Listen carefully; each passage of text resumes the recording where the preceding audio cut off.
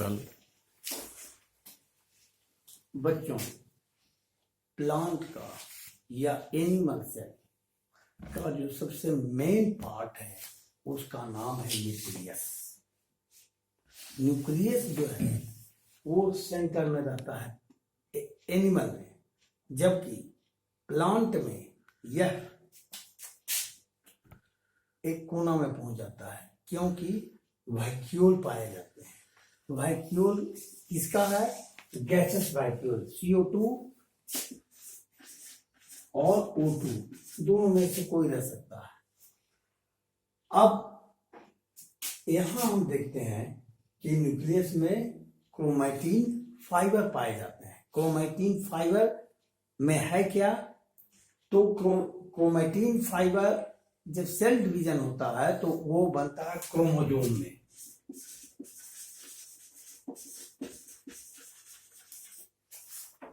Cell division के समय हम क्रोमोसोम देखते हैं, लेकिन रेस्टिंग स्टेज में क्रोमैटिन फाइबर पाया जाता है। क्रोमोसोम दो चीज का बना हुआ है। पहला DNA, फुल फॉर्म है डीऑक्सी राइबो न्यूक्लिक एसिड, जबकि दूसरा है प्रोटीन। प्रोटीन का नाम है हिस्टोन प्रोटीन। हिस्टोन क्या है? Protein.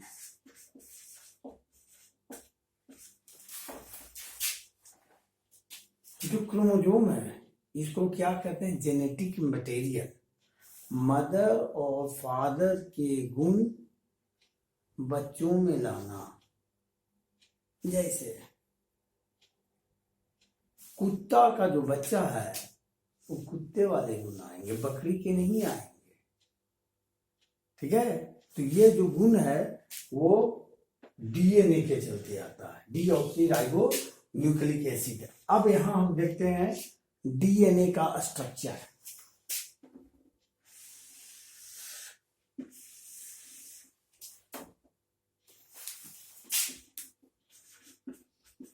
AT GC TA CG,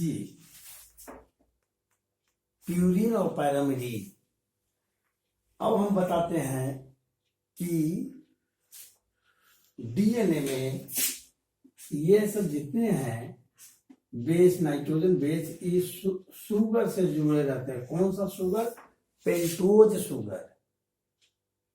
ऐसा शुगर जिसमें 5 कार्बन कंपाउंड हो, 5 कार्बन कंपाउंड हो, उसको हम पेंटोज शुगर कहते हैं। और पेंटोज शुगर फास्फेट से जुड़े रहते हैं।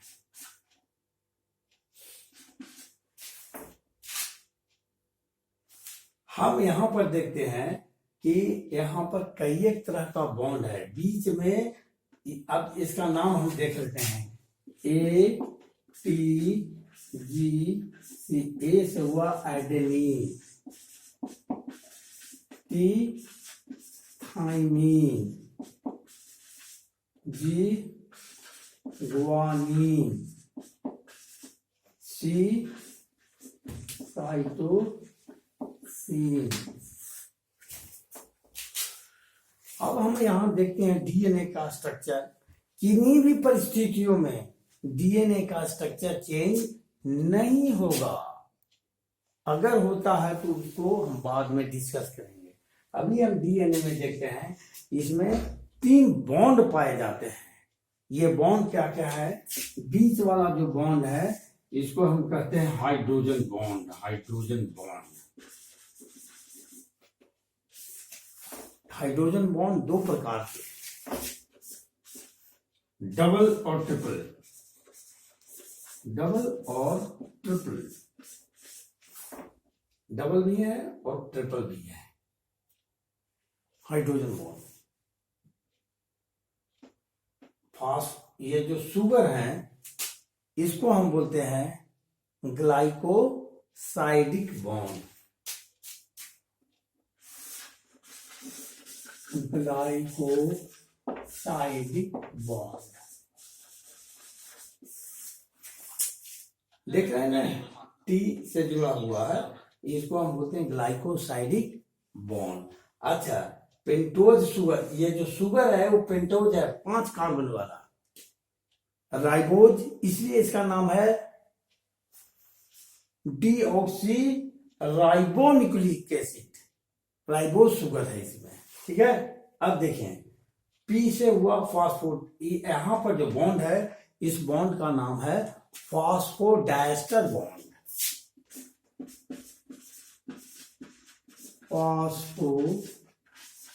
Phosphodiester bond. देखिए, ये जो डीएनए है, डीएनए में कभी कभी चेंज होता है। डीएनए में चेंज को हम लोग कहते हैं mutation. Change DNA is called mutation.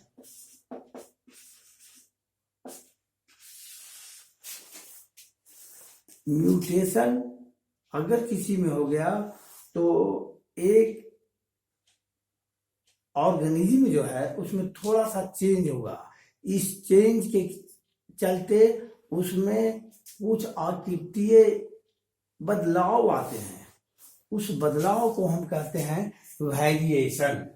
Mutation से क्या होता है? वेरिएशन।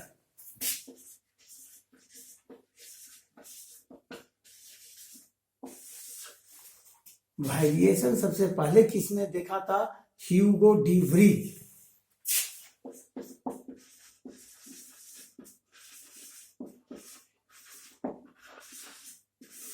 वेरिएशन जो सबसे पहला साइंटिस्ट देखा था वो साइंटिस्ट का नाम है ह्यूगो डी व्रीज। और ये किस पौधा में देखा था? सबसे पहले जो पौधा देखा था उस पौधा का नाम था ओइनोथेरा लमार्कियाना।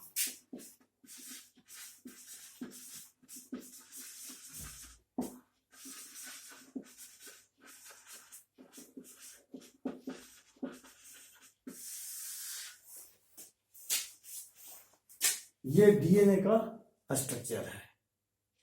अच्छा, अब जो हम डीएनए का स्ट्रक्चर देख रहे हैं 1 2 3 4 यहां से यहां तक जो स्ट्रक्चर है इसको हम बोलते हैं न्यूक्लियोटाइड।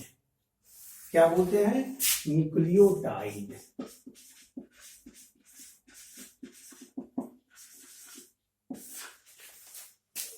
एक डीएनए में 10 न्यूक्लियोटाइड पाया जाता है।